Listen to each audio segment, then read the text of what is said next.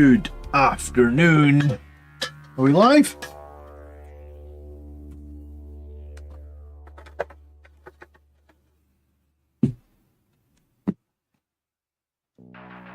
Are we live? Arathian, I think we're live. Hello. How's everyone doing? It's going to be a bit of a shorter stream today. It's my kid's birthday. So I've got a window of opportunity.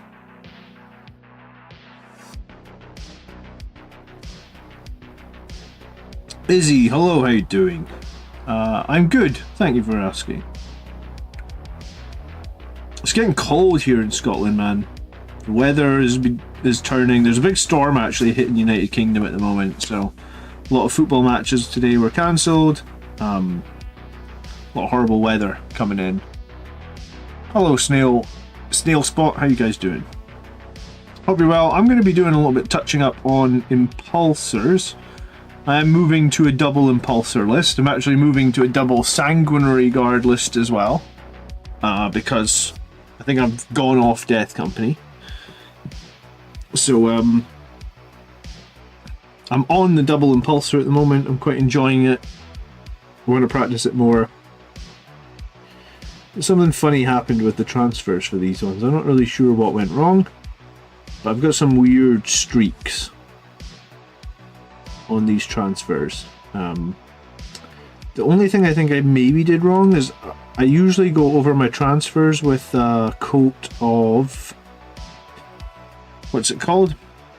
It's called Lamium Medium. I usually give them a coat of Lamium Medium. I wondered, because Lamium Medium can sometimes be... oh, turret fell off. You know what, let me take this stupid base off as well, because it's harder to paint with the base on. The Lamium Medium is obviously a transparent paint, so my plan usually is to water it down a little bit. And then paint it over the paint a clear coat over the transfer to basically protect the transfer before I varnish it. And it's hard to varnish models at this time of year in Scotland, so it'll probably be like 6 months possibly before the weather's nice enough to varnish it again. So if I can't varnish it, I'll paint a coat of Lamium Medium over top. But I don't know if I didn't water the Lamium Medium down enough.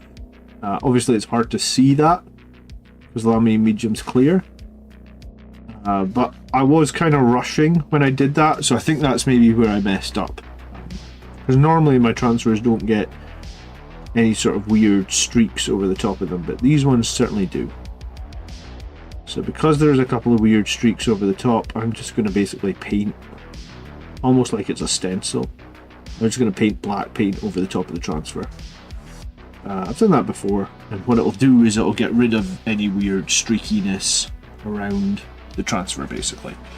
Good afternoon, Wargsbane. Arathian's working on Assault Intercessors with jump packs while playing Taxi Driver for the Mrs. Xmas Night Out. Oh, cool. You get to play Taxi Driver.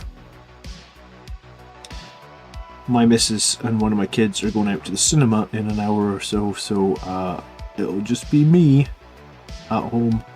Hopefully with other kid it won't be too bad. So yeah, something happened weird with these transfers, so I usually paint some yellow over the top of the yellow transfers anyway. So hopefully this will just round everything out nicely, and then I've got another impulsor just off camera, my Death Company impulsor. We need to get going on this guy. I think he's possibly at a point where I should start painting some metal, like not metal, lead belcher. I mean, lead belcher is metal. Gareth, good evening all. Have you tried the Vallejo decal system? No, what is the Vallejo decal system, Gareth? You're going to have to inform me. Normally what I do with my transfers is I get them on, I use the micro sol and the micro set to get them set. Then I will usually go over with a coat of like Lamium Medium, like I said, to just give them a protection, and then everything in my army gets varnished. Just it's hard to always be able to varnish in Scotland because Varnishing works best when the humidity is low. Like, I usually try to varnish when the humidity definitely is below 70, but I prefer to varnish when the humidity is below 60. I think you get the best results if you varnish when the humidity is below 60, but like, I want to say Scotland gets about 10 days a year that has humidity below 60. So what I sometimes do is like create a little note in my phone of all the models that I haven't varnished, and then when I get a good humidity day, because basically the varnish takes 2 seconds. I use the spray varnish, just spray it on. So basically wait till there's a good day, and then get out and like varnish like 10 things in 10 minutes. You know, the varnish is pretty quick to do, I would say. Question: the sergeant on jump assault intercessors should pretty much always have a power fist Rathian. I feel like there's no reason to take the power weapon, so I would always arm him with the power fist. Yeah. A captain could maybe have a thunderhammer. I mean, there could be a small argument for that, but yeah, a sergeant and a squad of jump intercessors, power fist for sure. Microsol and Microset are the go-to. I couldn't get a hold of them locally, and I must admit the Veil system is just as good. I bought my Microset and Microsol on Amazon, I think. So, I mean, that's an option. Hello, Sindri, how you doing? Why does Sindri ring a bell? That's like a name of a character in a TV show or something. Sindri. Or a video game. Totally rings a bell, but I just can't place it. This morning I tried out 2x3 squads of Sangre Guard and a 6-man, and it works really well, says Lamartis. I'm glad you said that, Lamartis. I'm going to be trying out... I'm going to keep the 6-man with Dante, but I'm going to run one small squad of 3. I could be tempted to go double small squad of 3, but let's start with 1. That's my plan for this week, to rotate in 1. If I wanted 2, I'd have to drop one of these impulsors, which, I mean, I'm not against potentially, but I want to give the double impulsor a few more weeks. I've played it twice. Yeah, I think I've played it twice, and I haven't quite figured out if I'm playing it right or what needs to be done, I guess. But I think the double impulsor is going to be good, so I was going to say, give me a little while. But yeah, definitely a 3-man squad of Sangre Guard. I want to try out the small 3-man squads. I think they're interesting for sure. I see them almost like a squad of 8-bound, right?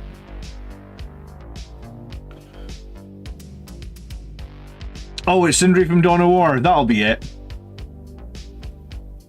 I was playing Dawn of War not too long ago. Okay. I was actually running through my Steam library and uninstalling a bunch of games recently because I was just looking at how much... Basically, I had like 10 games installed that I hadn't played in like a year. So I was like, why am I just eating up all my hard drive space with these games that I don't ever play? So yeah, I went through and I removed... The only games that I guess didn't really get culled was Warhammer 40,000 games. I culled a lot of other stuff. Because I wanted to try Path of Exile 2. I tried that last night for like maybe 40 minutes. Because everybody on the internet is going crazy about Path of Exile 2. So I thought I'd join in on some of the Path of Exile 2 hype. They're quite durable. They're quite hard for 135 points. They can trade up easily. Do you know what? I think the thing that attracts me to the 3-man Sangre Guard is the 4-up invuln, honestly. Because just so much, like, Death Company just get hit so friggin' hard by so many enemies with high AP, and it's like, I can't remember the last time I feel like my Death Company were durable. I just don't ever see it. I wouldn't say Sangre Guard are super durable, but you can sometimes spike on those 4-ups, right? Whereas like the Death Company just never spike. They're just all... The second Death Company are targeted, they are dead. It feels like every single game, they just get targeted and they're dead. Let John cook with the double impulsor. Yeah, I'm going to stick with it for a few more weeks. No, Mac. I think there's strength in it.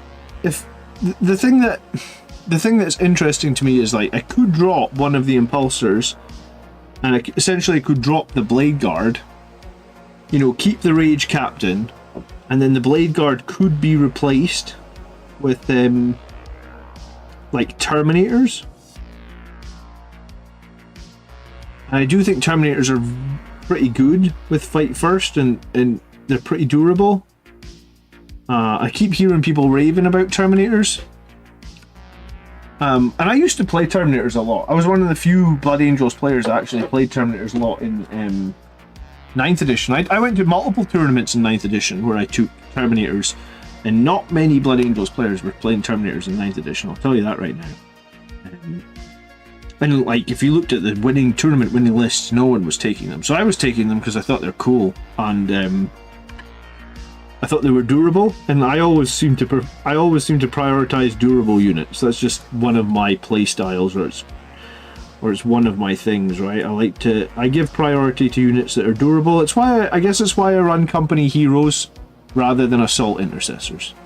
Because the game this week that against the World Eaters, that squad that had the company heroes, they would have been so dead if they were assault intercessors. Because they're company heroes, the Rage Captain lives to fight another day, and that's meaningful later in the battle. The Shield Dome and the Impulsor is a must-have. Do you know what? Somebody didn't run that. That was so weird that they didn't run the Shield Dome and the Impulsor. Everybody's running Mephiston except me. Yeah, well, I guess that's what made me change my list, right? Like, spoiler, I still don't have Mephiston in the new list that I made. But I did drop the 5 Death Company, and I did put in a small squad of Sangard as like the main change, I guess. Like, Death Company, I guess, their pistols don't do much damage now. Or any damage, really. And, I mean, it's funny that, because I used to run Mephiston a lot last edition. Again, when nobody was running Mephiston, I was running him. So, like, for some reason, I seem to just elevate away from whatever the meta pick is and do my own thing. I might get around to running Mephiston. Like, I don't have anything against him. I might run him. You're gonna have to give me a little while to see. I don't think there's any negative to running Mephiston.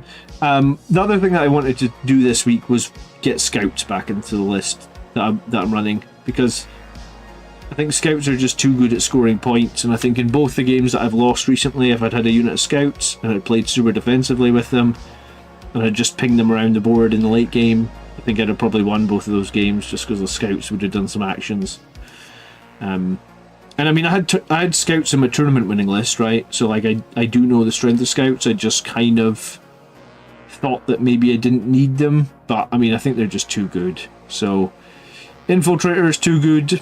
You know, like, always run the Infiltrator. Scouts too good, I guess. We'll go back to running some scouts.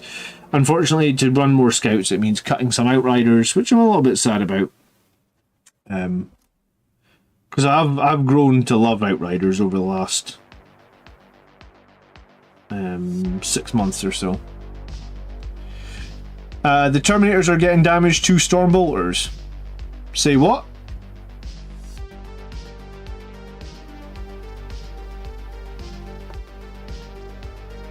What's this inside knowledge that you have?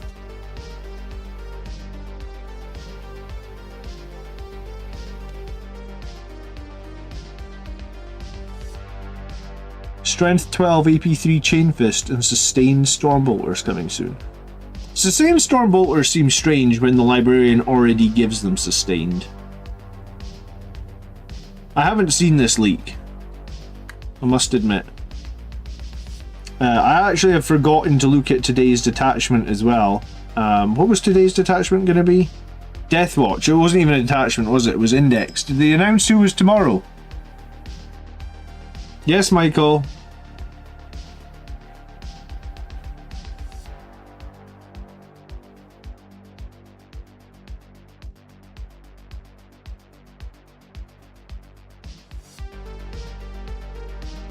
I'd like to see Terminators get some more buffs. The problem is, see if they buff those shooting Terminators again and leave the Assault Terminators. It's going to be really... Like, Assault Terminators are already in a bad place, I feel like. Like, where's the damn Assault Terminator buffs? They really need their Thunderhammers to hit on 3s, I think. They don't have enough attacks to have the Thunderhammers only hit on 4s. You remember back in the lore many years ago that when they originally had Thunderhammers, the whole thing with Thunderhammers was only Terminators could wield them. Because they were like big and heavy and difficult to wield. And they could only be wielded by Terminators. I feel like they should like embrace that. And give Terminators,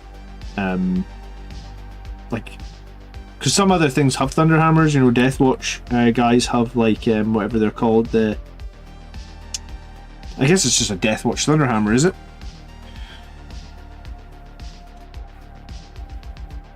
Oh, the stain comes from the librarian. Someone appears to have gotten some buffed rules in the box. Oh, they always leak the new rules in the boxes, don't they?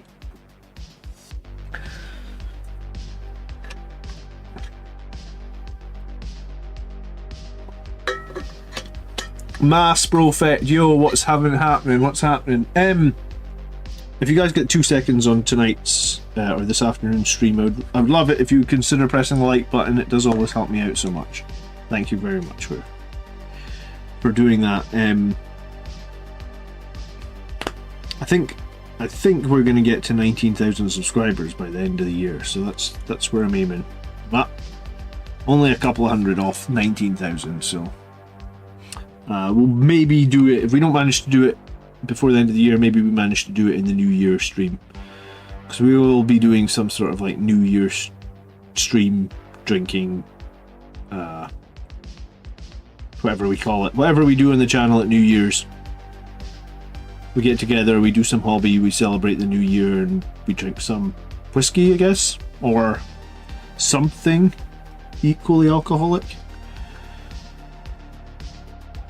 I've barely drunk whiskey at all this year, actually. Maybe like 2 or 3 times. See, when you become a father, you end up drinking way, way less. So New Year is definitely going to be a drinking stream, 100%. Hopefully some of you will join us for that. Talisker. Do you know what I was wanting to get was, I was wanting to get a bottle of Lagavulin 8. Because I haven't really ever dived into smoky whiskies much.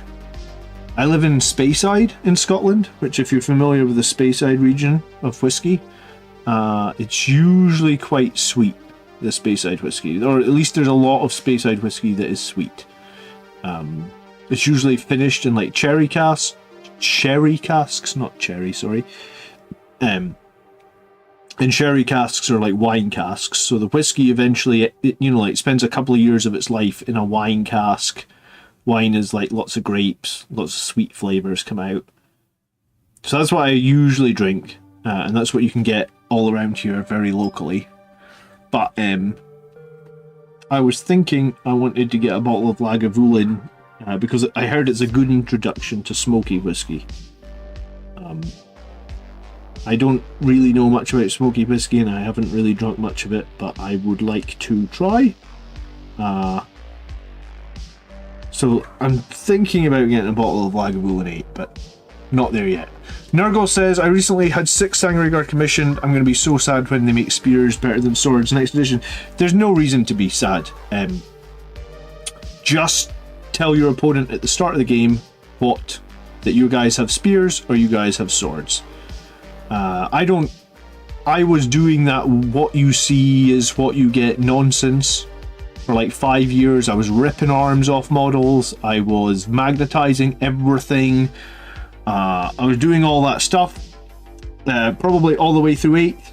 Probably quite a bit of the way through 9th. 10th edition came out and just fucking reset everything. To a point where everybody, I feel, has models that don't have the right weapon options anymore. And the general rule of thumb is nobody cares anymore. They've made it ridiculous. It was like you were trying to keep up, and every single edition they change everything on you on every single model. For example, like at the moment I am fielding Death Company. I don't even think Death Company can't even have Thunderhammers anymore, right? So my junk Death Company that have Thunderhammers are just guys with power fists now. And if anyone asks, it's like, well, they can't even have Thunderhammers anymore, so the Thunderhammers are power fists. Am I going to rip off the Thunderhammers off a bunch of completed models and put on power fists? No.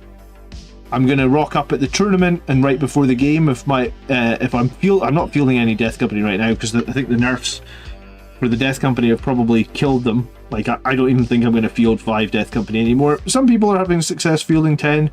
More power to you. I don't like fielding Death Company in 10. I prefer them in 5s. I don't think they're very good in 5s. So, if you're fielding Death Company, and I'm at a tournament and I bring my Death Company along, the first thing I'll say to my opponent is, by the way, all the Death Company with Thunderhammers are power fists, because you can't equip them with Thunderhammers anymore. So it's obvious that the ones with Thunderhammers do not have Thunderhammers, right? So don't, like, I would just do the same. I just rock up to the tournament and say to my opponent, Games Workshop changing everything. So for this event, all my Sangry Guard, for the avoidance of doubt, have spears. And that's what... Does that fly? Yes. Maybe it doesn't fly at official Games Workshop tournaments, but every single tournament that I've gone to locally, that's totally fine. I even did... So I had a Redemptor Dreadnought one time, and it had the assault cannon on it, and I really wanted to have the plasma cannon, and it was the easy to build Redemptor Dreadnought, and I didn't own the plasma cannon, so I went onto like gamesworkshop.com, got a picture of the plasma cannon, printed the plasma cannon out like on a bit of paper, and blue tacked it to the top of the model. So then at the event, if anyone asked, I was like, you see the Redemptor Dreadnought with the plasma cannon blue tacked to the top? For avoidance of doubt, it has a plasma cannon, because I don't have the model with I don't have the model with the plasma cannon. You know, I got the model with the bolter, or whatever it was, onslaught cannon. And again, nobody had a problem with that. The only problem that people might have is if something is not clear. So if you just make it clear from minute 1, then it's absolutely fine. And people do that all the time. You know, like, sometimes I play against Death Guard, and they've got all their Plague Burst crawlers with las cannons on the sponsons, but they're using them as flamers. I think the same thing goes, like, at the start of the game, I'll just be like, right, so you're I think of the Death Guard tank. The one that's got the mortar on it. The Plague Burst crawler. I'll just say, like, are your Plague Burst crawlers equipped with las cannons, or is those flamers on the sponson? You know, and I don't even think you need to say. Normally your opponent will tell you, right? Like, you know, these are the Plague Burst crawlers have flamers on them. You know? So I think it all just comes down to be crystal clear, and then there's literally no problem. And that's worked at every single event I've been to. Nobody cares. What people care about is not being gotcha'd or not knowing. Arathian magnetizes vehicles, but not infantry. I mean, it's great if you can have it right. Don't get me wrong, but it's hard to keep up. They're changing stuff all the time. It feels like, and I've basically got to a point where, like, with basically 2 jobs, wife, kids, I can't keep up.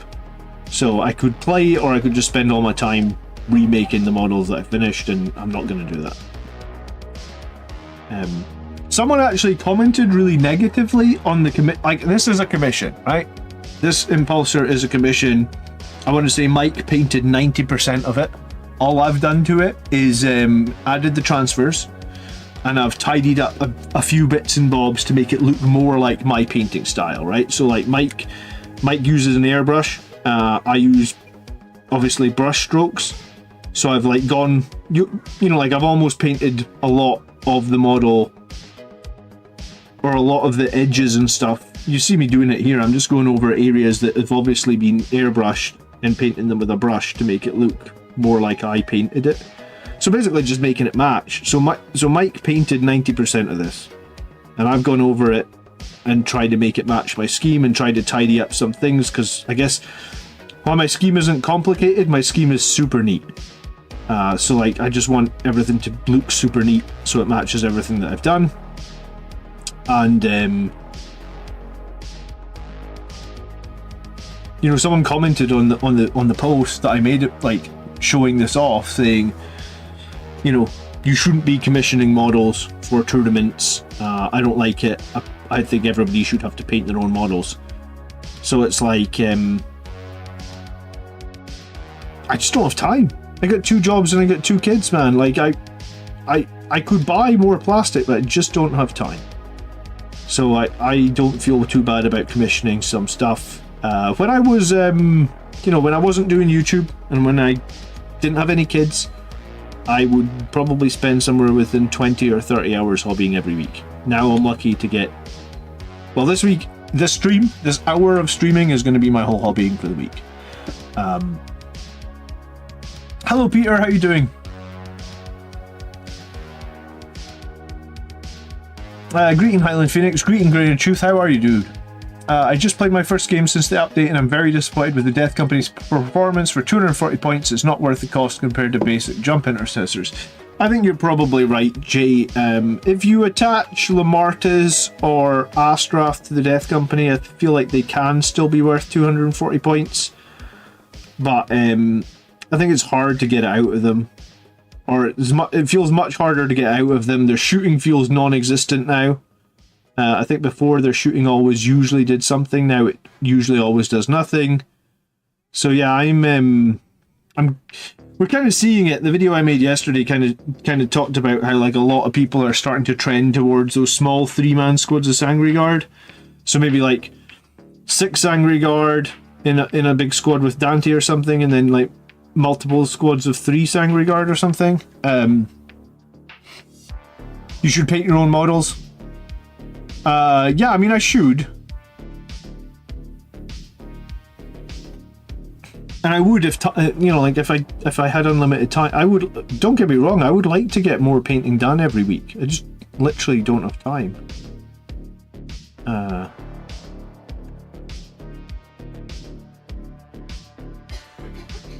So, it is what it is, right? It's not like I take these models, and I very rarely actually enter painting competitions at tournaments because I very rarely have a finished cohesive army. I think I've done it like once in the last 2 or 3 years. There's been one tournament where everything I went to was fully painted. A lot of the other events I've been to, shit's been like battle ready and all over the place. The tournament I'm going to January, there's definitely going to be battle ready stuff in my army that's not finished 100%. Because there's too many things I would have to try and finish to be ready for January. You're doing Christmas shopping today, Highland Phoenix. Why don't you do it online, man? That's what I do, Amazon. It's usually cheaper as well, right? Tank support is where it's at now. Vindicators with advance and charge are great. I think Vindicators are wildly good for Blood Angels right now. They're seeing probably the biggest resurgence ever. And if you've got some Vindicator tanks, I think you can field 1 or 2. Because I've been, the last couple of battle reports I've done, I've fielded 1 Vindicator. And I wasn't sure about fielding 1. I mean, I've got other fire support in my list. I've got a Predator. I've got a Ballistus Dreadnought, but I wasn't too sure. I was like, is fielding 1 Vindicator viable? I think it is 100%. If you've got other things that will do fire support as well, the Vindicator survives and it kills. Basically, you just point it at something and it just kills it. How much should one spend for commissions? Is there an hourly rate I should adhere to? It's tough. You probably just need to ask whoever is going to commission for a quote, man. I would say like an impulsor type vehicle could be. So one of the biggest commissions I did was like I did 3 tanks and 10 scouts. So I think I did a Terrax Siege Drill, a Vindicator Laser Destroyer, an Ironclad Dreadnought, and like 10 scouts. And that was like $500. So based on that, it's like 10 guys, maybe like $125. A tank, up to something like $100. So, but it depends on how far you want them to push it, right? Like, I purposely asked for my commission to not be pushed too far in terms of quality, because I don't push too far in terms of quality. So I want to match my own quality, if that makes sense, right? Like, I don't want the commission tank to be like wildly looking better than everything I did. Because then it would just wouldn't... yeah, I just want it to look the same, I guess, right?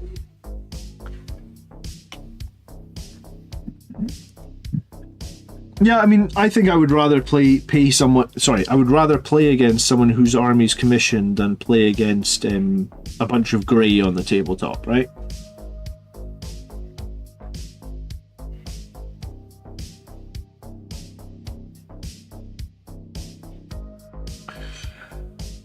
Redemptors with advance and shoot and charge are good.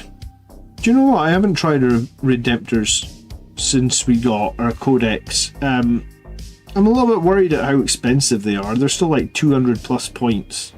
I think the Vindicator's just possibly better just because of points cost, man. But yeah, I suppose Redemptors with advance and charge are good. A local person near me charges $20 an hour for commissions, which seems fair. I mean, probably, right? Because if you think about it, they've got to pay taxes.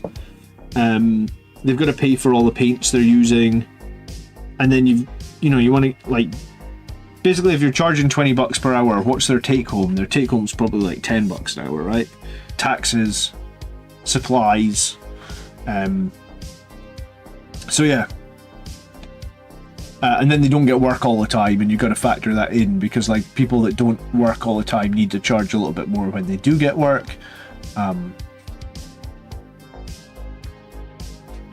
You've got a massive army to build and you've never painted before. If you've got a massive army to build, I think my advice would be to start with a super basic scheme on everything that you can build up. Like, don't try and get every single model to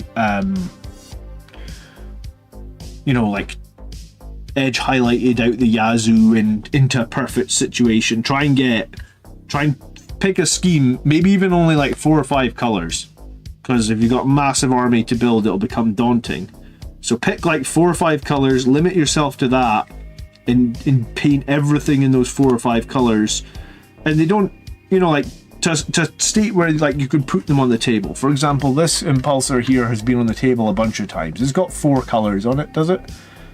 Silver, red, black, grey, and gold. So this actually has 5 colors on it. There's still a lot of work to do here with just the 5 colors. That, like, all this grey needs to become silver, right? But it can be played with, and I've played with this. I've taken it to tournaments, everything. So start yourself with something sane that you can reach in a period of time where you're not going to get yourself burned out. Would be my big advice. Because if you try and do, let's say your average Sangre Guard needs like, I don't know, 25 paints or something, and you've never painted. You said you'd never painted before. Yeah, you've never painted before. Yet, if you've never painted before, then you're going to suck at painting as well. So what you want to do is what I've done there, where you're blocking out all the colors. You're not trying to be super accurate, but you're trying to get it to a point where, like, okay, I can play with all these models, get all the models you need into basic state, and then from there start picking one model and be like, right, now this model with its 5 colors on it, let's go ahead and finish it and get 8 more colors on it or something, right? Shall I spray everything Mephiston red yet? I mean, you can. A bunch of people use the Mephiston red spray. Some people like to spray black. I mean, if you've got Death Company models, I'd probably spray them black first and not worry about spraying them red. If you've got Sangre Guard models, I'd probably spray them gold. But yeah, like, if you've got a bunch of tanks that, or a bunch of intercessors, yeah, 100%, yeah, spray them all red. That'll save you a bunch of time anyway, for sure. It looks good, it's just plain. Yeah, but the whole point is that you wouldn't be varnishing them, you wouldn't be finishing them. You would be, let's say in my next session I paint all this grey silver. So, all the grey is silver. You could argue that tank could be fielded. It could be fielded for a year, it could be fielded for 2 years, and at any point I could go back and start doing what this tank has. You know, giving it a lot more little details, etc, etc. So you got your models ready to play. Anyone got experience with an airbrush? It is way quicker to get models on the tabletop with an airbrush. I would look. I don't have experience, but there's plenty of channels on YouTube that talk lots about airbrushes and do airbrush type content. I don't really have like a great location that I could do airbrushing in, but no, I think if you can learn an airbrush, it's a good skill to have, for sure.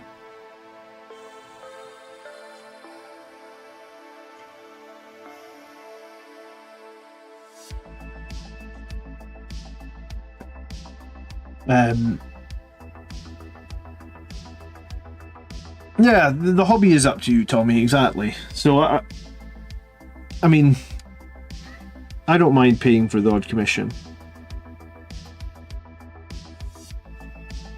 I don't buy that many new models anyway, so commissioning an old one is just like buying a new one, really, right?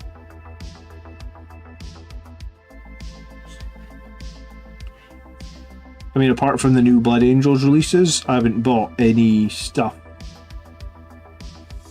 probably in like a year. The new Blood Angels stuff is like you have to have the new stuff, right? I don't know how you. So yeah, I obviously had to buy the new stuff, but like, yeah, I haven't bought any Space Marine stuff or tanks for a while. I think we're gonna get a new tank. I think like a lot of people think the Vindicator might get put into Legends. I think I could see that happening.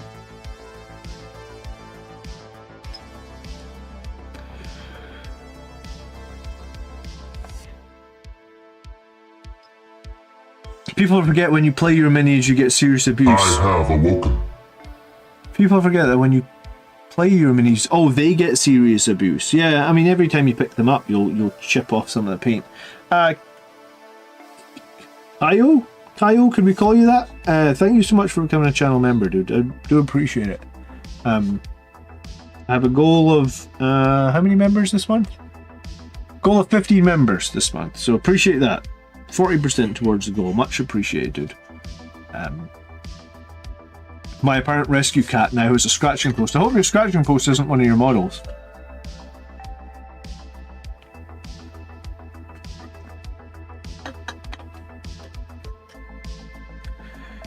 Okay. This impulsor is getting pretty close to being finished. I think that's another thing you have to do as well, is like you have to decide when is a model finished. You know, like at what point am I done with this model? Is it good enough? Am I moving on? And that can be tricky to do as well, because you could improve your models forever. And it is a danger you spend too much time on a model, you know, like.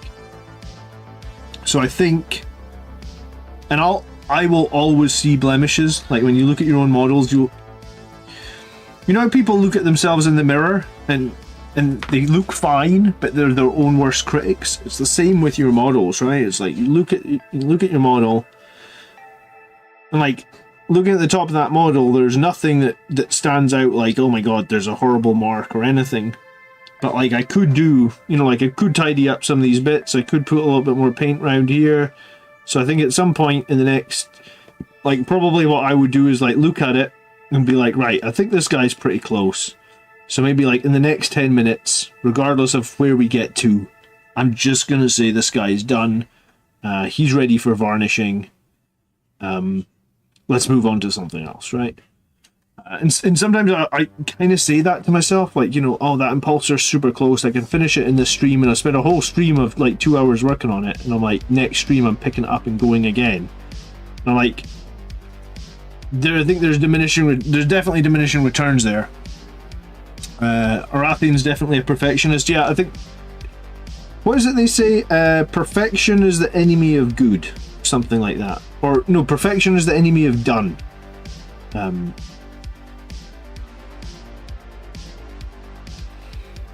So, because like here on this bit, there's a bit on the base, you can see it here, where the wash hasn't sat quite as nice as the rest of the wash. And I've known about that for a while, so let's just put a tiny little bit of Nuln oil. Put a tiny bit of Nuln oil here and see if we can make that bit of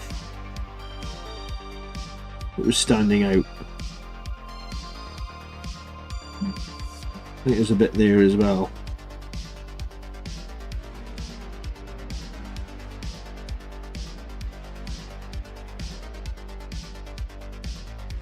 But like at some point you just need to be like, right, we're done, we're done.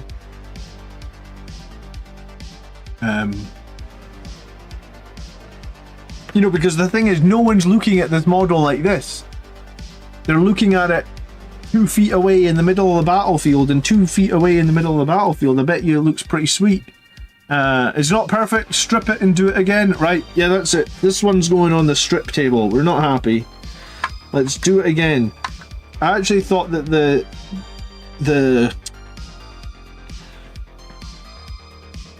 base on this one is a bit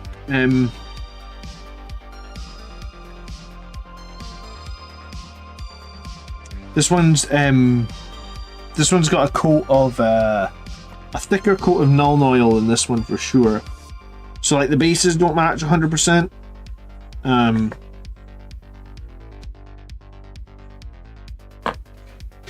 I could give this one a little bit more Agrax.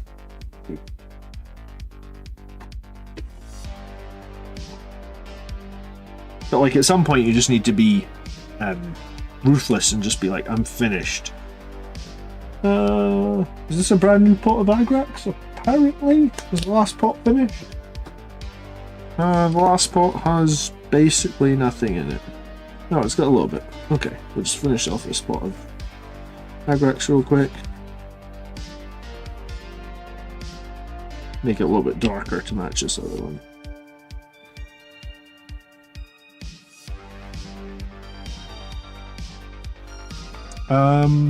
Big Flow Joe. I'm just popping in to say I'm off to an RTT in an hour. Good luck, Big Flow Joe. Don't forget to put something in rapid ingress. You got this.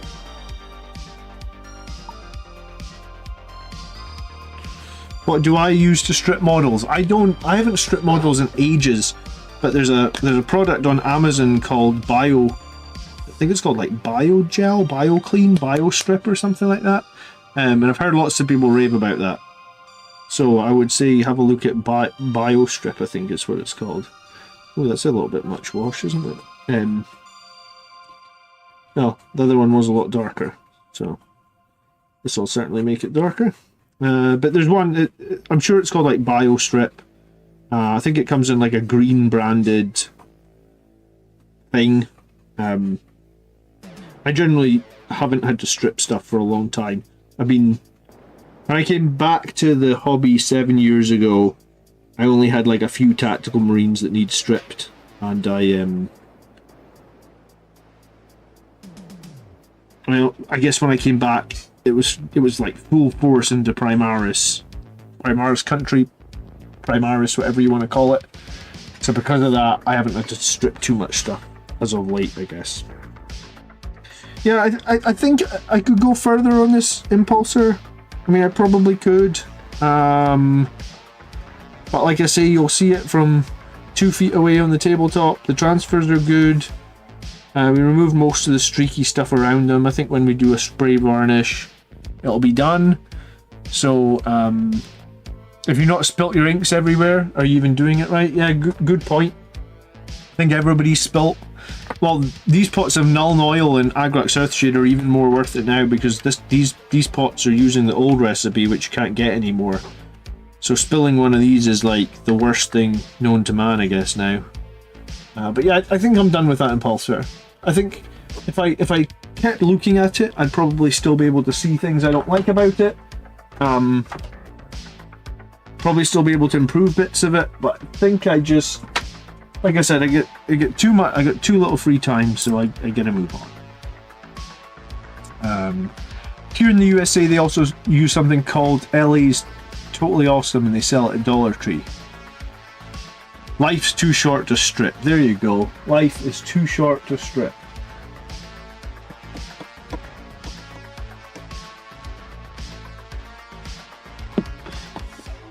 Okay, let's paint this gun.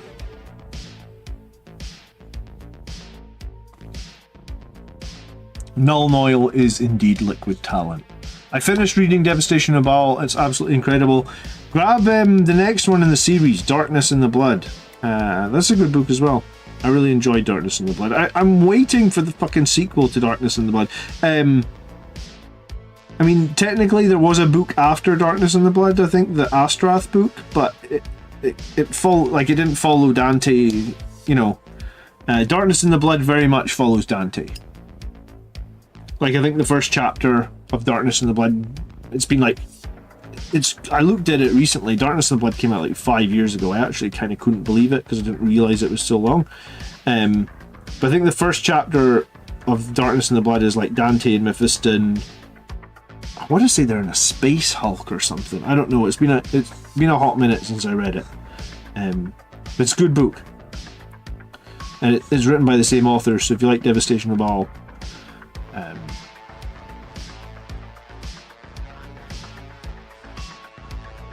the old recipe was changed as the pigment was a carcinogenic.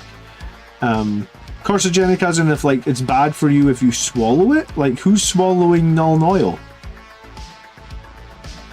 Don't answer that. Can it be carcinogenic? Like, surely the carcinogenic has to get into your body somehow, right? Or am I? I'm not very sciencey. Good morning, Mick Morning's Rage. What paintbrushes do you use? All sorts. If you're here in the UK, I use Element Games brushes. I think they're quite good.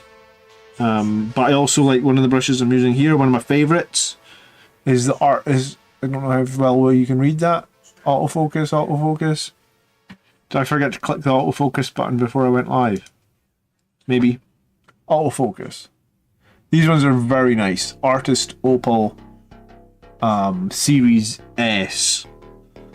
They're like the most premium brushes I think that I use. I'm sure some people use better ones, but I don't always buy the Artist Opal ones because they're expensive. But like a lot of things in this life, you get what you pay for, right? So if you buy a really expensive brush, you can have a really good experience. So, like I said, I like the Element Games character ones because they're maybe like 75% of the Artist Opal ones, but I think they still give a great paint. The Artist Opal ones are maybe top of the range. Somebody eats Macragge Blue for breakfast. I mean, I think we've all eaten some Citadel paint at some point in our life, right? Zafak says, am I not supposed to eat Null Noil? I mean, maybe you need... maybe you are actually part of the Mechanicum and you do need to eat Null Noil. How about that? I also use brush soap. Yeah, brush soap is a... If you don't have any brush soap, I highly advise you get some brush soap. You can get some on Amazon and it'll extend your brushes. Like I've had a brush last pretty much like a year by using brush soap on it literally every time I paint with it. So at that point it's pretty cheap to keep the brushes in good nick if they're lasting like a year, right?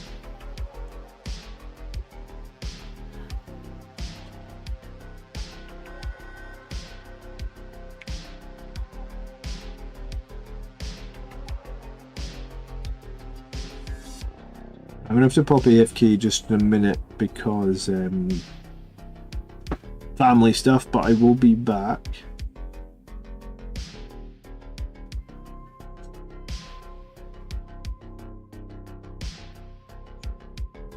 I don't know if you guys can hear the weather outside, but the weather here is mental. There's a big storm going on.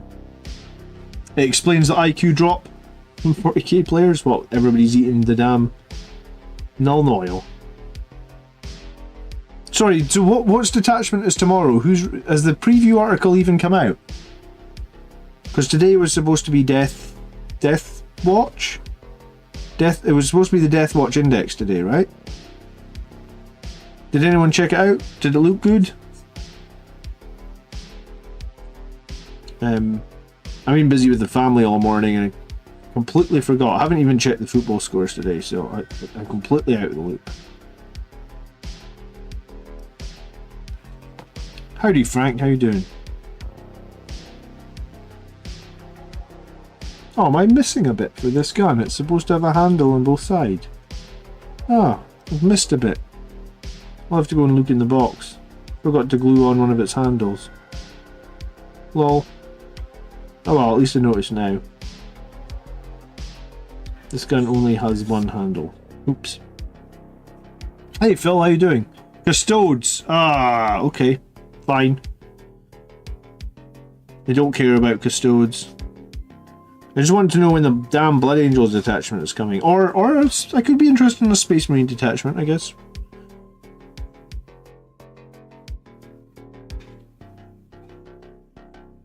Oh, you think the Blood Angels one will be on Christmas Day, do you?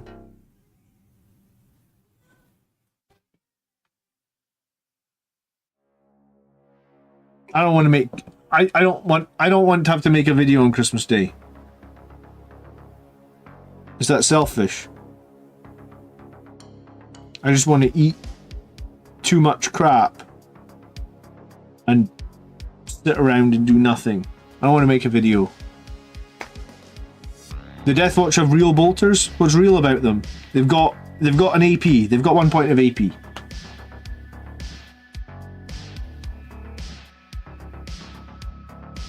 Phil's gonna run Deathwatch Blood Angels.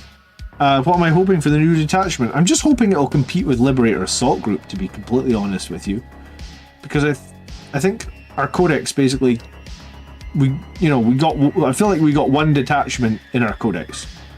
I don't think Death Company are good enough to have their own detachment these days, even though there's like 10 data sheets for them. And I don't know if I feel like Angelic Host really works for me, because you've got no killing power, right? Like, you've got no stratagems that will give you +1 to wound. You also don't get the extra attacks. I just don't know if I gel with Angelic Host. I mean, if you like running Inceptors and stuff, cool.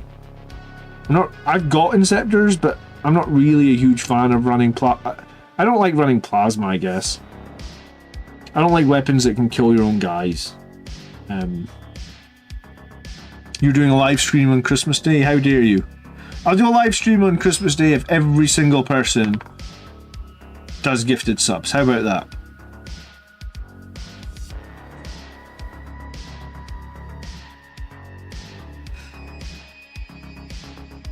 Christmas Day live stream. I don't know about this. I don't think I can wangle it with my family, but if they do release the Blood Angels detachment on Christmas Day, I guess there'll be a video on Boxing Day? Or it'll come out at midnight on Christmas Day when my kids and my wife have gone to bed. I have awoken. Phoenix is giving a fake gifted sub. Perfect. Thanks, Highland. Thanks.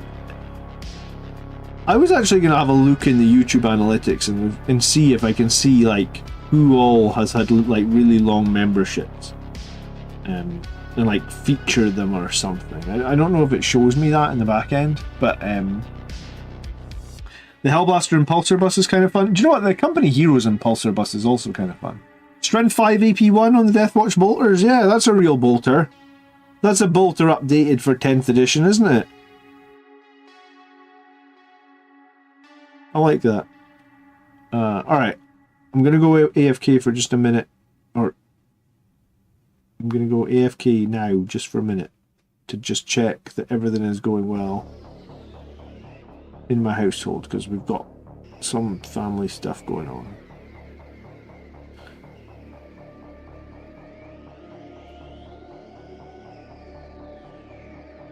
Afternoon Krychek. 2 more months to 4 years. You are one of the oldest channel members. 4 years, man. I don't even know how we've been here for 4 years, honestly. It doesn't feel like 4 years. I guess as you get older, relatively time moves faster, because you've been alive for longer. so every day is a shorter portion of your life. So it feels like time moves faster or something. 4 years, man. Thank you for supporting for 4 years. It's crazy to me. What are we going to do with these hatches? Just put some red on these little bits, maybe. Don't really know. I think I'm going to do silver on these hatches, though.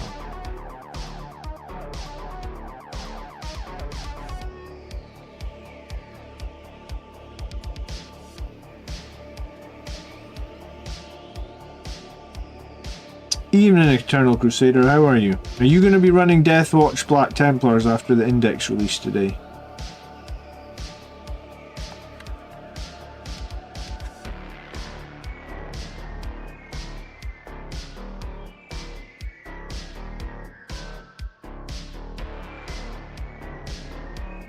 I'm glad Deathwatch got an index. It seemed a little bit silly that they'd not forgotten about them, but ignored them, I guess.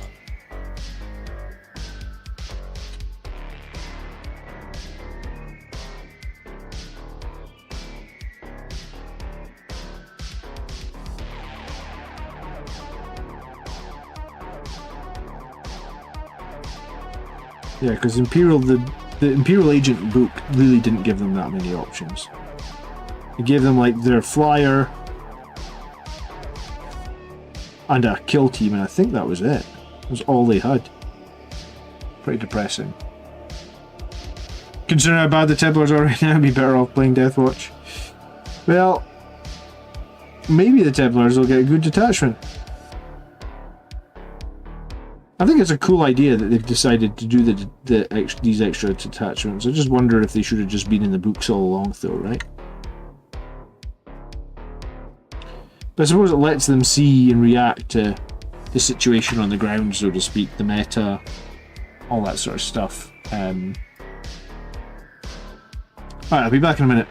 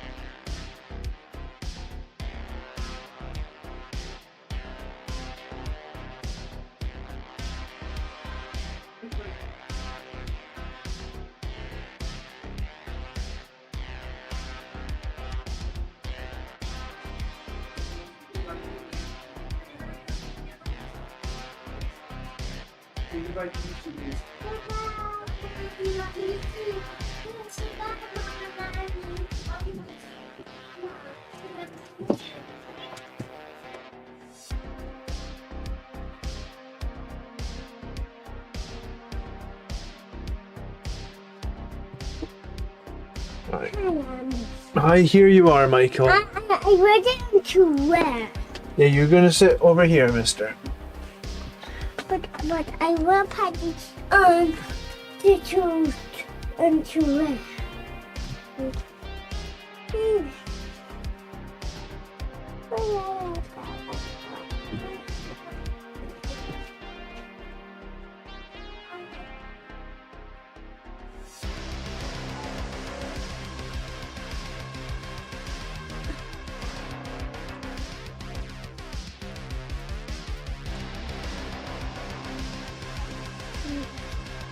Yeah. Yeah, I do not know the package. Just come in, mate.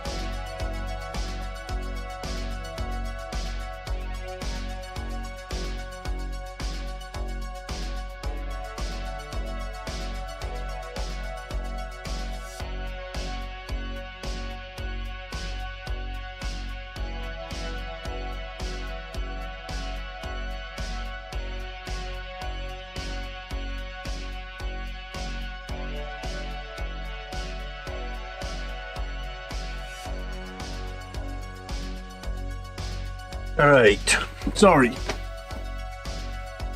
Oh, what did I miss? Infernos or Assault Intercessors, Lieutenant. I don't think it... Are Infernal Marines any good?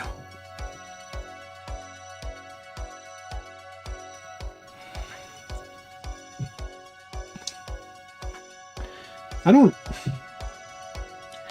know if I care at all about the Infernus Marines.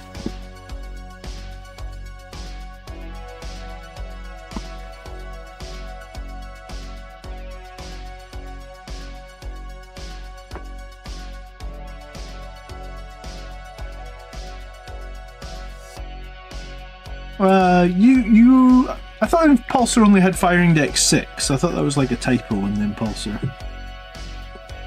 I mean, it should have 7 because it can fit 7 and it's open topped, but I think it's firing deck 6.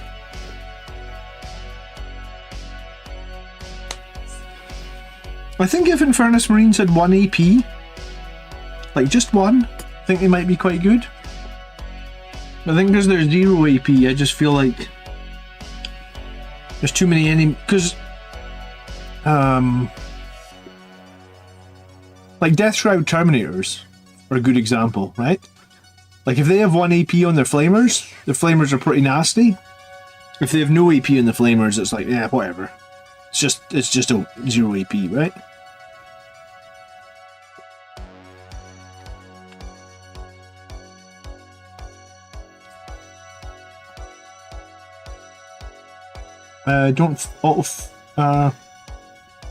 Lethals are redundant on flamers, yes. AP0 is useless this edition. It's funny that, because they basically said at the start edition, this edition was going to be less lethal, right? Remember when they said that? And then you play against friggin' Angron, AP4, Lord of Skulls, AP3, 8 bound, just massive amounts of AP all the time. The less lethal part of the edition never really got going. Sounded good on paper. Was still Firing Deck 6 on the app? Yeah, that's what I would expect. I thought it was Firing Deck 6. So I guess like if you got 6 guys inside, one just has to chill. Or 7 guys inside, someone just has to chill, right? That's what I thought anyway.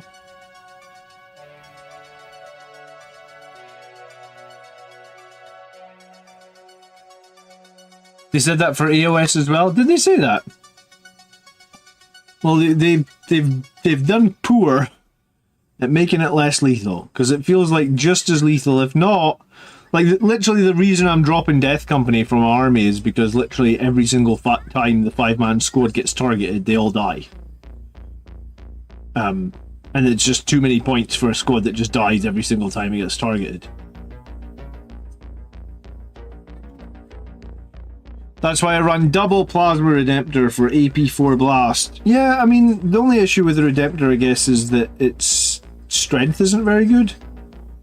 But I guess, like, if you have a Thunder Strike or something, you can, like, if you have 1 Thunder Strike and 3 Redemptors, you can get probably some good synergy. It's a pity, because I ran Redemptors so many times for Blood Angels. Like, last edition, Redemptors were, like, I don't want to say they were a staple on my list, but they were very, like, it was very common. It was like, oh, I'm making a list. Should I just add 2 Redemptor Dreadnoughts to it? And then in 10th edition, it's just, like, gone completely the other way to a point where, like, oh, okay, I'm not interested in Redemptor Dreadnoughts. And they did get more durable as well, because they got a 2-up save now. They didn't have a 2-up save last edition.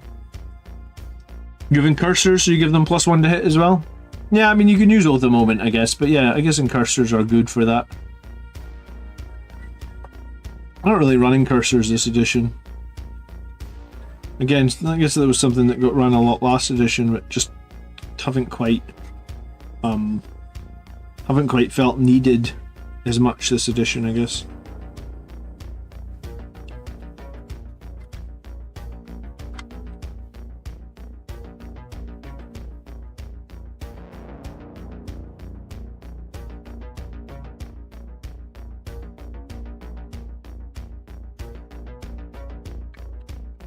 Let's see, I think that can be put on any of these, can it? Okay.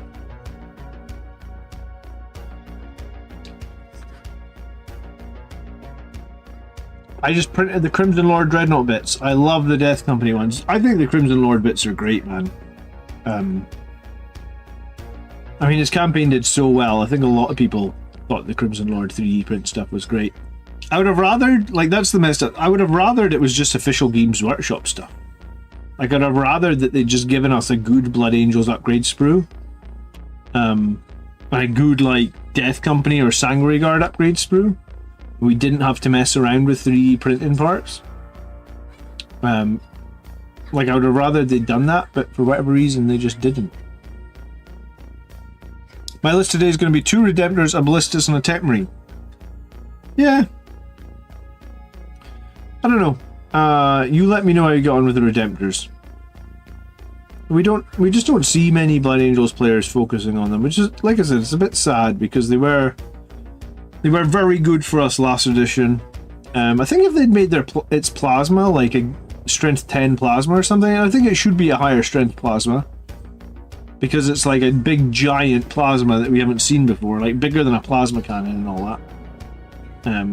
I forget what it's actually called, like the Plasma Decimator, I think? Oh, what's up, Mike? You got a new Spidey toy today, didn't you? You are 3! Yeah? You want to come tell Daddy's friends you're 3? Here. But I put it back on. Yeah, we'll put it back on, don't worry. Look! But How old are you today? 3? And what does this guy do? Show me. How does he speak? okay, that. Responsibility. Great power! Wow, Mike, you're so lucky! New Spider-Man toy! Superheroes never give! Alright. Everyone's saying happy birthday to you, Mike. What do you say? Thank you! Goodbye! What army is the wee man collecting? He might get the Eldar. Yeah. I don't know. He's going to get something. I'm thinking his granda was over today to give him a present, and he was saying, he was talking about Risk. I don't own a copy of Risk. I guess like my dad or my family when I was much younger had a copy of Risk. And I said to his granda, I was like, come back in like 5 years time. I think Risk's like ages 8 and up, and we'll get Risk. And that's where we'll start him. Who doesn't like a good old Christmas game of Risk? And they do Risk about everything now, right? They do like, I think I've seen Lord of the Rings Risk. I think I've seen Star Wars Risk. There'll probably be something else by the time he's 8. But yeah, we'll get Risk. That'll be his introduction to killing the crap out of each other in a war game. The new Eldar do look very nice.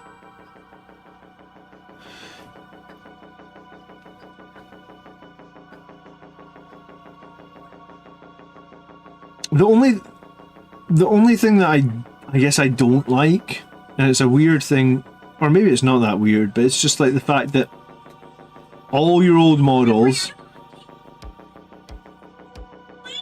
all the money you spent on old models, all that good stuff. Alright, Michael, stop pressing the button just now, okay? You can press it lots later. All your new models are essentially on the cutting board already. I played Lord of the Risk 20 years ago and I really enjoyed it. Warhammer 40,000 Risk is own. Are you joking? It's $249.99. You must be joking.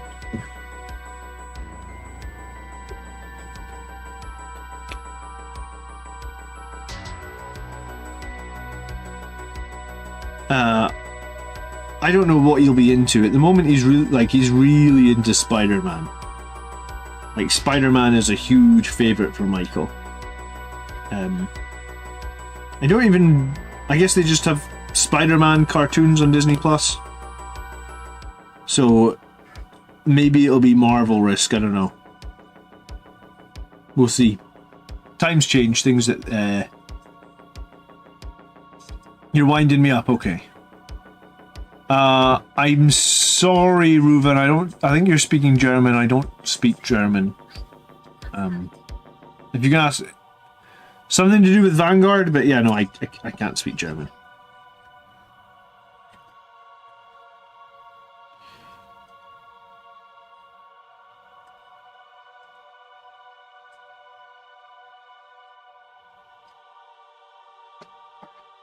Yes, people really like that you like Spider-Man. They're making another movie, right? They're making like Spider-Man 4, I believe. We need some good Avengers movies. I feel like there's been nothing in ages. I wasn't really a comic book fan when I was growing up, but I did like get into all the new movies, and I did really. What was it Endgame? I thought Endgame was good, and then it's been like, I don't know if I feel like there's been anything since Endgame, I guess. Maybe there was something, but no, it felt like there was a cool new superhero movie every year, and then all of a sudden they just stopped.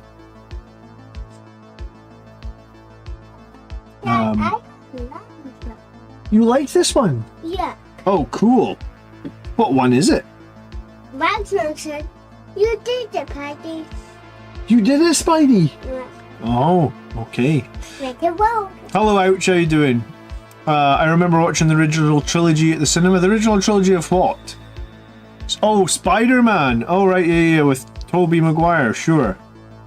How long would Spider-Man survive in 40k? He'd survive a little while because he's got his Spidey sense, right? My English is well enough to understand you, but not well enough for speaking. Okay. Well, my German is terrible, so I literally know none. I know the tiniest little bit of French, but I haven't used it in like 15 years. So, what are you saying? Are you singing? No. No! Okay, Mike.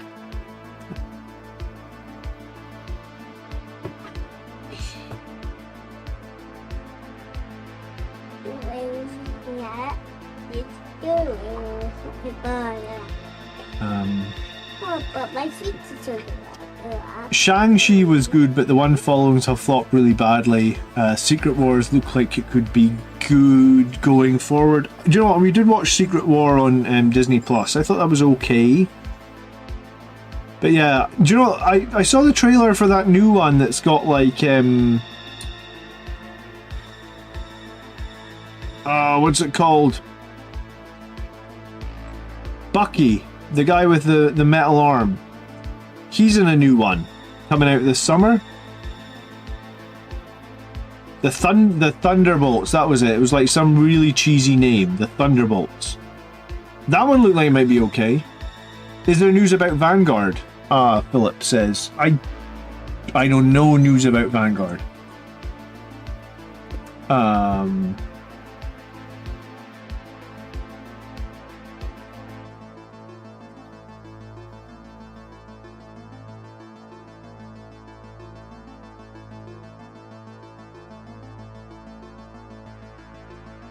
Thunderbolt. What did I call it? Thunderbolts? No.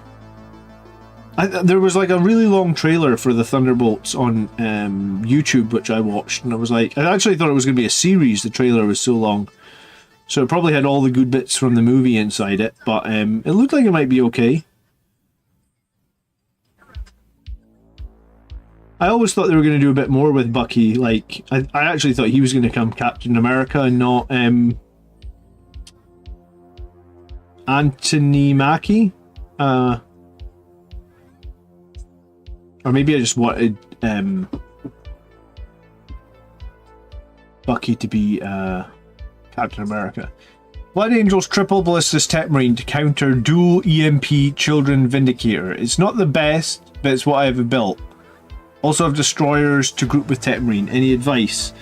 I heard a ballistic dreadnought one-shot a Vindicator at a tournament just this weekend past. Right, just the las cannons. 2 las cannon shots, rolled hot, killed the Vindicator tank from full health for turn 1.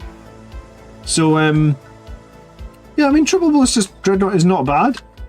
It's not the greatest thing either, but it's not bad. I feel like it's got some degree of versatility, I guess. So yeah, I think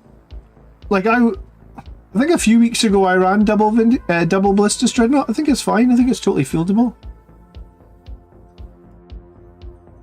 This is one awesome looking impulsor. Thanks, dude. I mean, there's a lot of work yet to do on it, but I did think that a Death Company impulsor would make sense. But do you know what? Ironically, it's not Death Company that I put inside this impulsor. It's Blade Guard Veterans. So, and even more ironically, I painted my Blade Guard Veterans gold. So, like that bit in Star Wars, everything about this impulsor is wrong, but it just works. I like Bucky to be Captain America, says Antonius. Yeah, I thought he would be good as Captain America because he was kind of like, I just felt like his character was like no nonsense, right? I mean, maybe, you know, like the Marvel Cinematic Universe will probably go for 20 more years, or they'll milk it till they can milk it no longer. So maybe there will be a chance for Bucky to be Captain America at some point. I guess Deadpool 3 came out, but there was a little, you know, it was fine. It was nice to see Hugh Jackman back, but it was also a little bit silly, right? I would have made it since for Bucky, but they're following closer to the comics. He will be the White Wolf. Okay, I don't know what the White Wolf is, so you'll have... I will find out, I guess. I never read any of those comics. If CSM can imprison demons for the warp into machinery, what's stopping the Blood Angels for summoning the soul of Sanguinius into a giant dreadnought? Nothing is stopping that. I think Games Workshop had the option there, this edition, to... With the Primarisification of a bunch of guys, I think if they'd wanted to bring back Sanguinius in any form, there was a perfect opportunity there to do it. And I think they've just decided that no, Sanguinius is dead. He's not coming back. It's kind of as simple as that. So, like I said, I think they had the opportunity to do it probably with the Sanguinar getting a new model. They chose not to, so I think sometimes when you bring characters back from death over and over and over, inevitably you like cheapen your lore or something, right? So I think that's probably what they wanted to avoid, and I guess that's where we are with, you know, Sanguinius is dead and remains dead, and regardless of like where his spirit might be or anything like that, he is essentially dead. That's what I think they've done anyway. This refresh was a fumble. Ooh, the shots. I mean, everyone's entitled to their opinion. If you don't like the refresh, you don't like the refresh. There's not too much to say about it, is it? I feel like this refresh has diluted things considerably, I guess. So, you know, take of that what you will, I guess.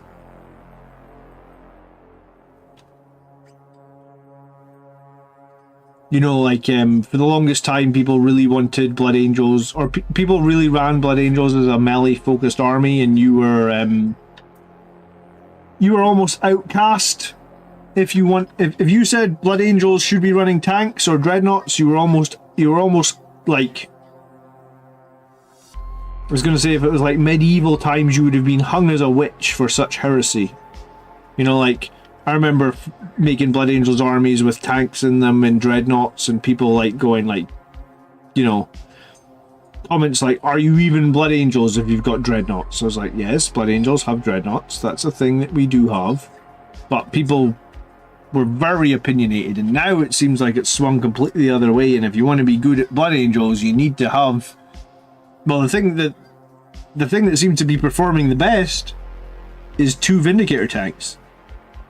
So your Blood Angels army still has Sanguinary Guard, still potentially has Death Company.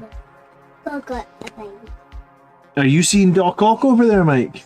Yeah, I've got a party and slash and a robot. A robot. Doc Ock had a robot? No. No. Yeah, okay, sorry.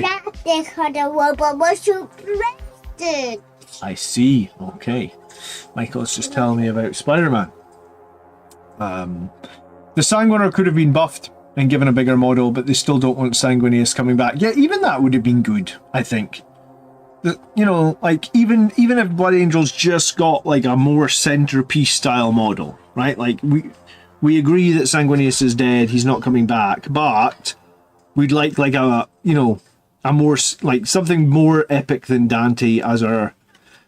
I mean, like, before, I'd bought a super heavy tank pretty much for that reason, right? Like, I bought a super heavy tank, and the super heavy tank was kind of the centerpiece of my army, right? Like, I didn't always take it, and I didn't really play it at tournaments, but it was just like a big model that I had that was like, this is my super heavy tank, and this is, you know, this is a big centerpiece style model that I like to have, and I've made it myself, and it's cool, and I've painted it, and it's massive, and I feel like I would like that for Blood Angels, like, just like, where's my centerpiece model?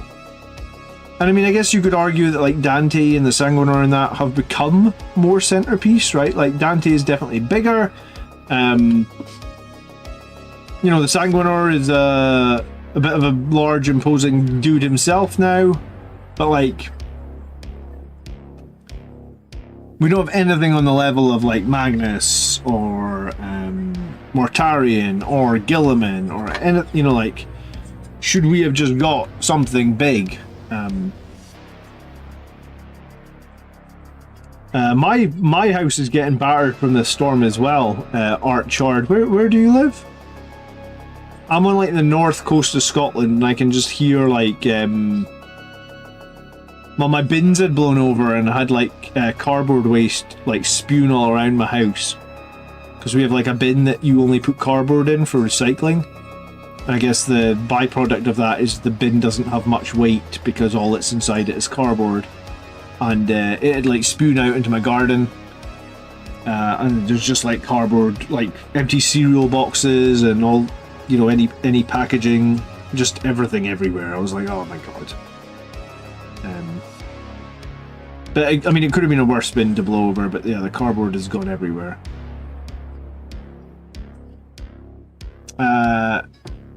You guys are in Inverness? Oh, cool. So are you guys going to the tournament in Inverness in January? The lock and load tournament. Are you going to be there? Because I don't really know too much about it beyond I've signed up for it.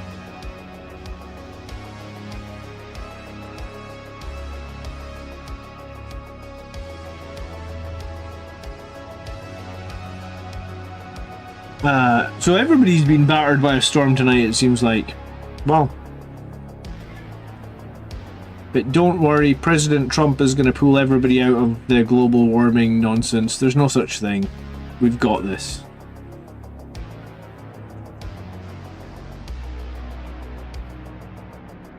Human beings. What a disaster we are. My neighbour's fence blew over this morning. Usually what happens in our estate is someone's trampoline ends up in someone else's garden. So like the kids will have a trampoline and you just look out the window and you've just inherited like a big round trampoline that's like blown across 2 or 3 garden fences. So that's always fun. Someone gets... So you either have to give back a trampoline or you got a new trampoline.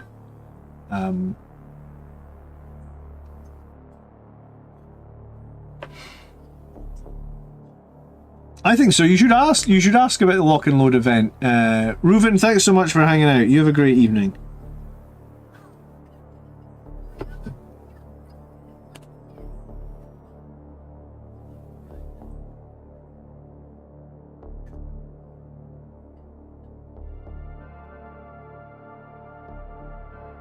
I know that when there's been tournaments in Elgin that some people have gone along to hang out and then obviously like met some people and chatted between games, and then in the future they start actually becoming more like part of the club or turning up to the events to actually play and stuff. So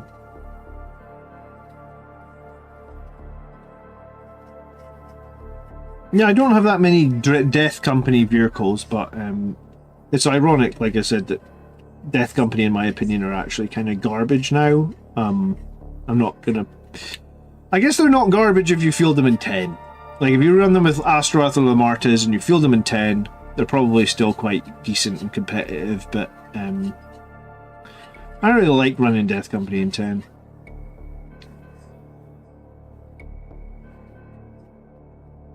In fact, I honestly can't remember... Well, I mean, I guess at the start of the edition I played a few games with them in 10, but I can't remember before that how often I used them as 10s. You had a quiet day because none of the pensioners could get to your shop. Is that a good thing or a bad thing? I mean, if you're an employee, then you just... That's fine, but I guess if it's your shop and you're making money, then I guess that's not the greatest thing in the world, huh?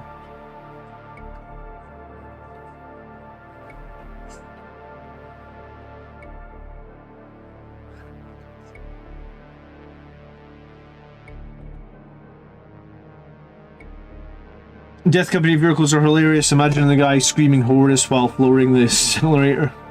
Yeah. Never really thought about that, but okay. Death Company... In a Death Company vehicle, is it a Death Company member that pilots it? Or do they find like a servitor and they say to the servitor like, you get the honour of fielding the Death Company vehicle?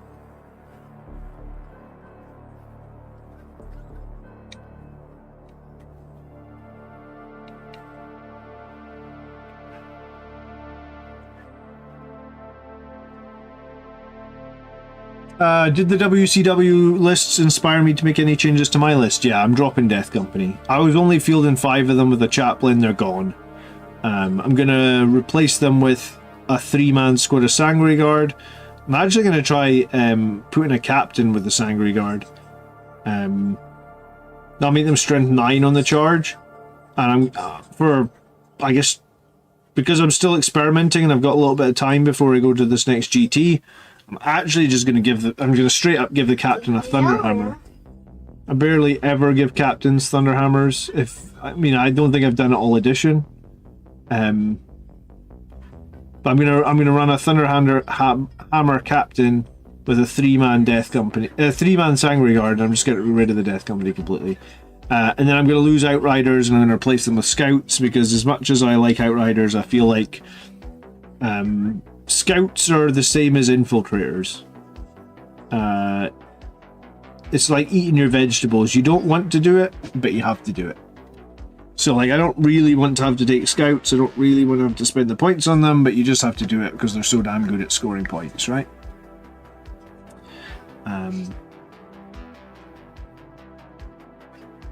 But I think someone sort of said to me, like, just think of the damage that the 3 Sanguinary Guard can actually do against like enemy infantry and stuff.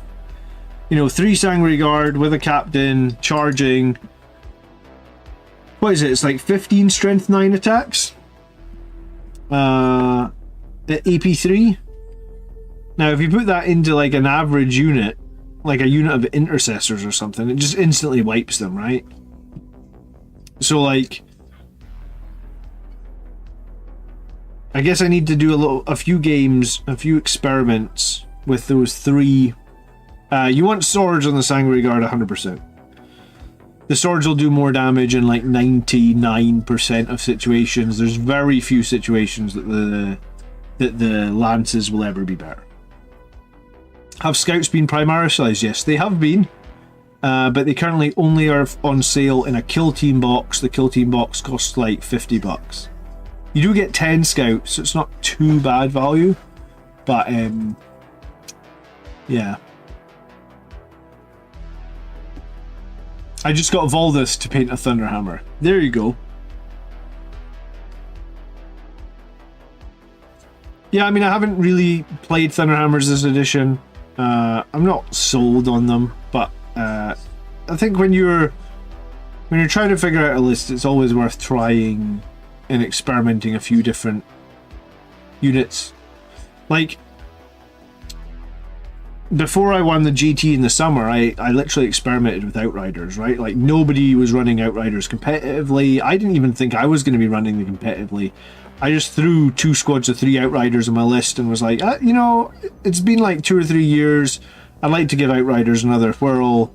Let's just put some squads in and see how they do. And game after game, it was like, oh right, I got quite a lot of points from having those Outriders, or those Outriders were really useful. And so I do think it's good to experiment with. Just because the top players are not using a unit doesn't mean that you can't try it. And you might get on really well with it. I mean, I feel like I got on really well with Outriders.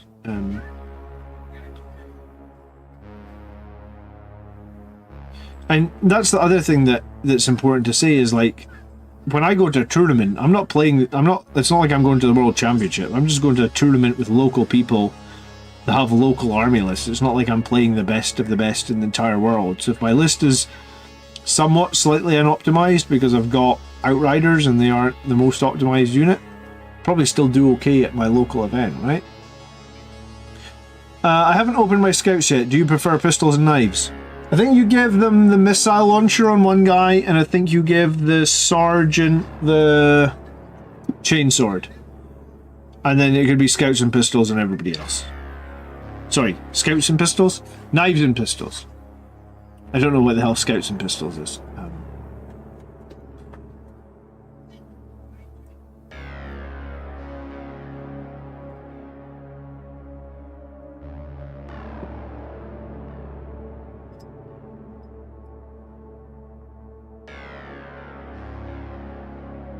Erin says, here's crazy headcanon. Sanguinius returns, but as a demon, which causes the Blood Angels to go to Chaos, which makes them immune to the negative side of the Black Rage, since they now see Horus as an ally. Okay, I don't think that'll happen, but I guess cool idea. I just don't think they'll bring Sanguinius back. They had the chance. They had a great chance. Everybody was making videos and spitballing ideas about how they could get the Sanguiner more powerful or something like that, and they literally did nothing with the Sanguiner. They didn't even update his rules. He's the exact same profile, exact same points. It's like he didn't even pass through the Primaris at all, or the Rubicon at all, right?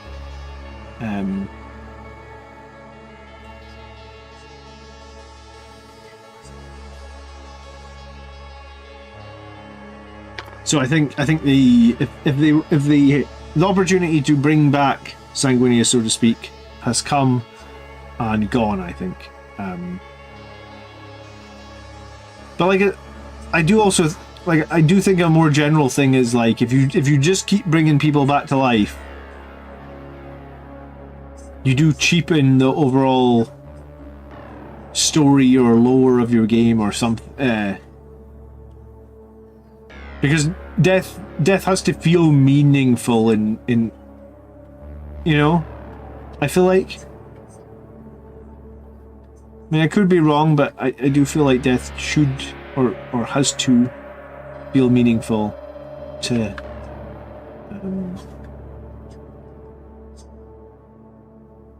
Evening, David, how you doing? To be fair, you shouldn't have crossed the Rubicon. What?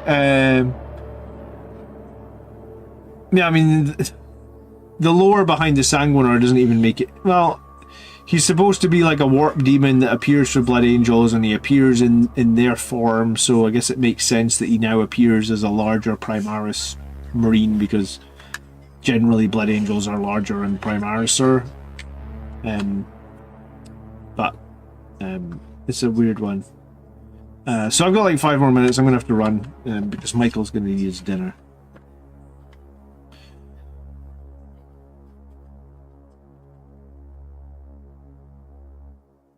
The Army List show goes out tomorrow night as normal. That'll be 8 p.m. UK time. I guess we're still getting too many list submissions for me to ever make a dent in. So we'll do 8. We'll look at 8 Army lists tomorrow night again. If you've submitted your list as a comment on the YouTube channel, then basically I'll send you a message tomorrow. I'll reply to your comment and tell you if you're on the show. So, I mean, just keep a lookout on your notifications and we'll get like 8 people on the show as normal. Warhammer 40,000 the multiverse. Yeah. I think there's a danger, like, when you open up multiverses and everybody's back alive and all the time, there's a danger there, I think, in terms of like it just cheapens your story writing or something. Like, I like Robert Downey Jr. I hope he's gonna do well as Doctor Doom, but I do wonder if there's like a danger there of like, how's that gonna work? Because it was supposed to be this big final thing when he died as Iron Man, right? The Sanguinar is not a warp demon. A lot of people seem to think he is. Or a warp entity, not a demon. There, you're friendly. Spidey and Spin, yeah, that's right, Mike.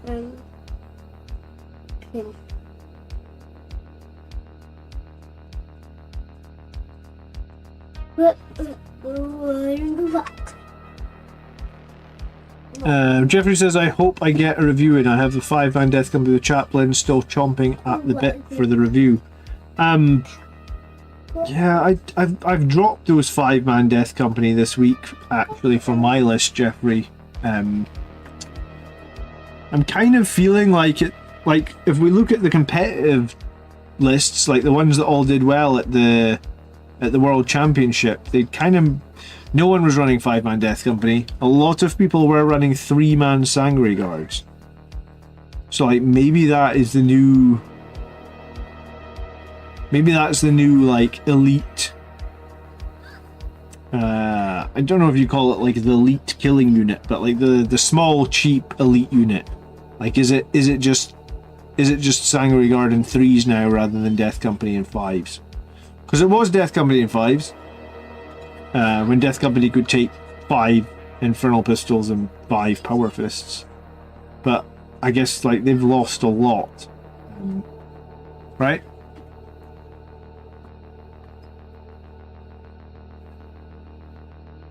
Do I claw another scout team for £12 a month?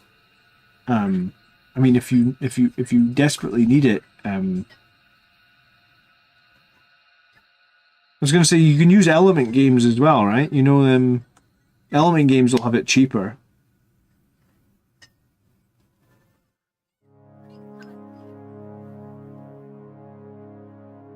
The SG nerf is incoming. If everybody moves to Sangreguard, yes, they will get nerfed. Because that's how it works. When stuff becomes popular, it gets nerfed. But the flip side of that means maybe the Death Company will get back. Like, I don't know how many points I feel 5-man Death Company should be, but I do feel like 130 is too much. Do you know what? If you feel like you really need scouts in your list, ouch. What I like to do first before I pull the trigger and buy models is I like to proxy something as the models I was going to buy. For example, like I was thinking about buying tactical warsuits, so I'm glad that I didn't, because I think they're dog shit. But so I decided to play a couple of games and use my Redemptor Dreadnoughts because they're in the same size base, and just told my opponent, like, I'm wanting to play a few games with the tactical warsuit rules to see if I like these. And I'm glad I did, because I would have spent like $100 on tactical warsuits, and I think they are absolute dog. I think they're just so rubbish. You have some old scouts. The new kit is kind of cool. Yeah, I've got some old scouts. I just bought some base extenders for them. That'll tide me over for a little while, I guess. Because the new scouts are on 28s. So if your old ones are on 25s, technically they're... I mean, I guess technically for tournament play they're not legal. But I mean, the difference between 25 mils and 28s is absolutely tiny. I don't think anyone would notice unless you tell them. And I don't think you're going to get all that much benefit. You know, scouts are going to be literally performing actions. This tiny little base difference is probably not going to make much difference. Did you ever see the Happy Crumping list? It's essentially all tanks and solo fight first characters and a brick of Sangreguard. I think I did see that crazy list. There's been a lot of crazy Blood Angels lists doing well. Things have just been a little bit different, I guess. Obviously, I haven't covered everything or all that much, or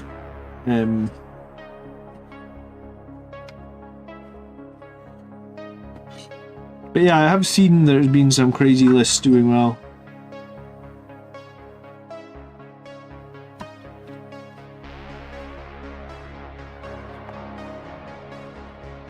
It's easy as gluing your old scouts on top of 28mm bases. Yeah, I mean, that's probably what I would do. I kind of hate those places that sell you stuff and have you paying for months. I prefer to try and save up and get it. Dad, when is Halloween? Oh, is it a Halloween episode, Mike? Yep.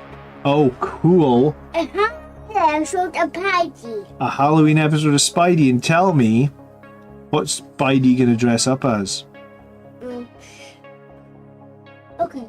Okay. He's gonna dress up like a robot. Peter's gonna dress up like a robot. You are doing so well with your words, Michael. You enjoy Spider-Man. We're gonna do dinner in 5 minutes, okay? Some people really rate the advance and shoot for vehicles. The advance and shoot, I think, is very useful. Like Vindicator tanks, I feel like are the things that get the most use out of that.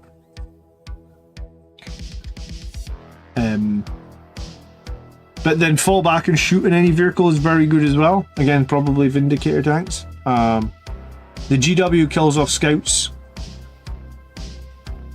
I don't know if they ever did kill off scouts. They just decided to lock them away in kill team. I mean, like, Judasaurs are still locked away in that, like, £80 company veterans box, and suppressors are locked away in a Phobos box, so, like, sometimes they just lock stuff away. I generally hate that. I actually generally hate fear of missing out as well. Like, you know, those, like, limited edition boxes, because sometimes people can't afford those limited edition boxes on 2 weeks' notice.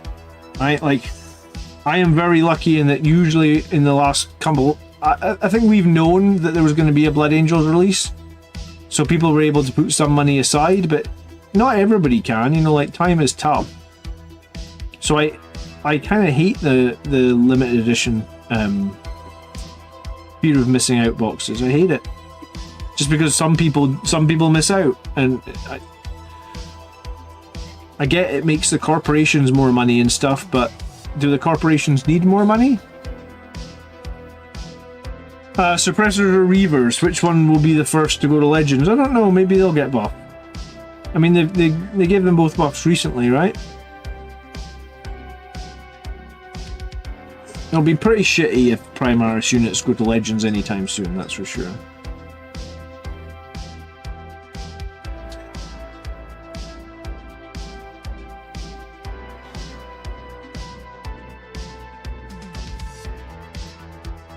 Well, Michael. All right. Like, You okay? yeah. All right. You getting a bit bored here? No. I'm not getting bored.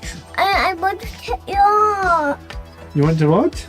I want you up and let's play. Okay. All right. One more minute, and we're going downstairs. Okay. You be careful. Stop playing on the chair. Okay. See, this is why I don't get any hobby done.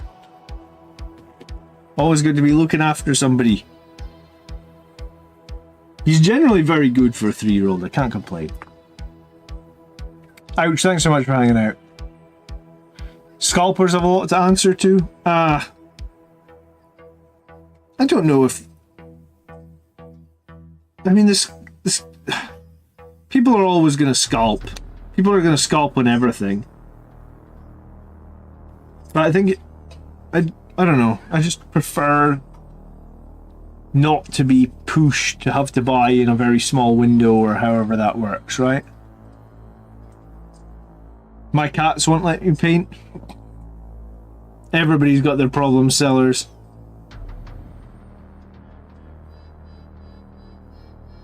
I got Christmas holidays coming up from work soon, so hopefully in the Christmas holidays I'll get a few nights to myself and I'll get bashed through a few things. Hopefully by then I might have figured out what my list will be for the GT in January, so I can just focus on finishing a few things towards the GT. That'd be nice.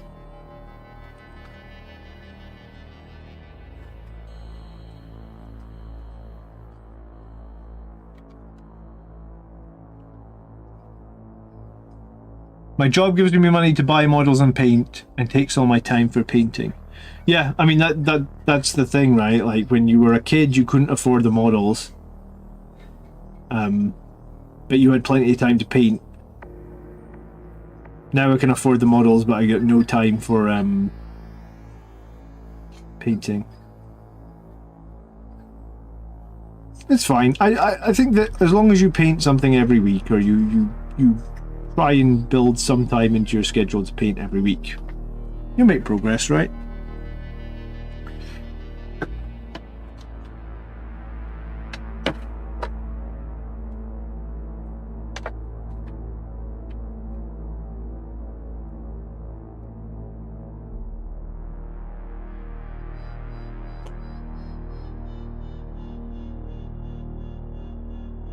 I'll maybe for next week start actually doing some maths on those small units of Sangre Guard and working out, like, you know, because obviously people are playing them, so like what are these small units of Sangre Guard super efficient against?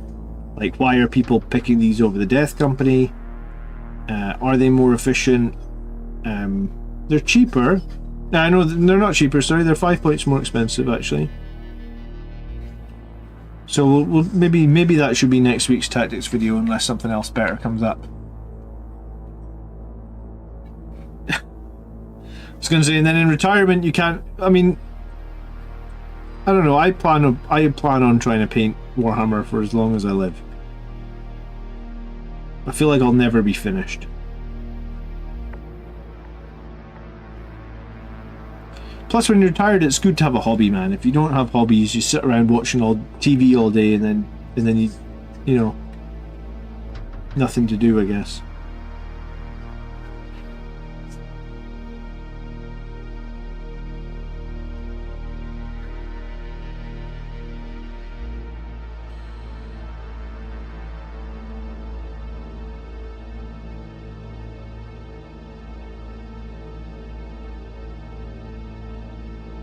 I suspect the invulnerable saves make the Sangre Guard better. That's kind of where I land on it, right? Like, the Death Company jump in, they kill something, and then they instantly get retaliated on and they're dead.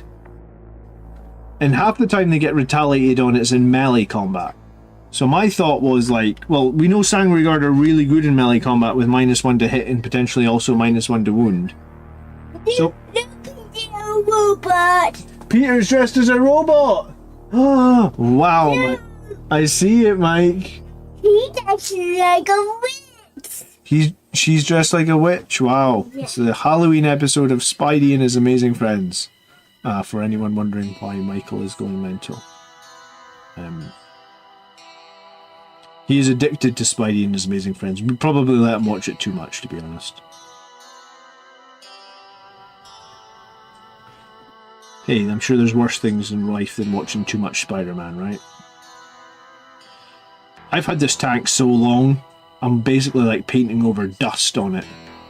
Removing dust as I paint. The joy is being able to paint at work. Nighttime is the best time. If you can paint at work, you're a lucky man, my friend. I'll send you some of my models, maybe you can paint them too. How about that? Yeah, I was going to say Michael will be put to work. Mike, you've got a Space Marine, don't you? Yeah. Yep, we've painted one together. I don't know where he is right now because he's got a bobbly head, doesn't he? Yep. He does have a bobbly head, yep. I told him.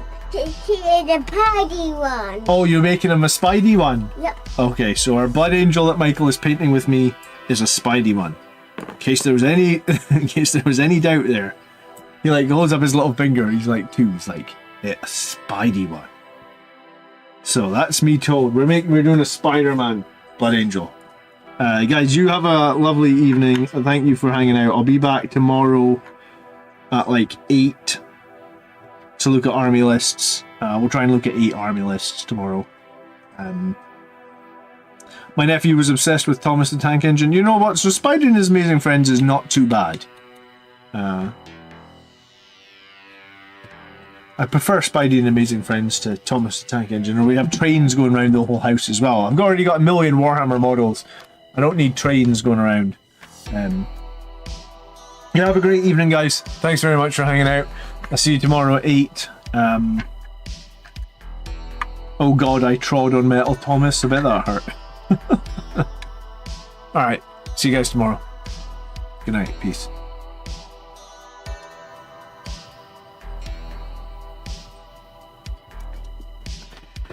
Alright, Mike, let's get you some dinner.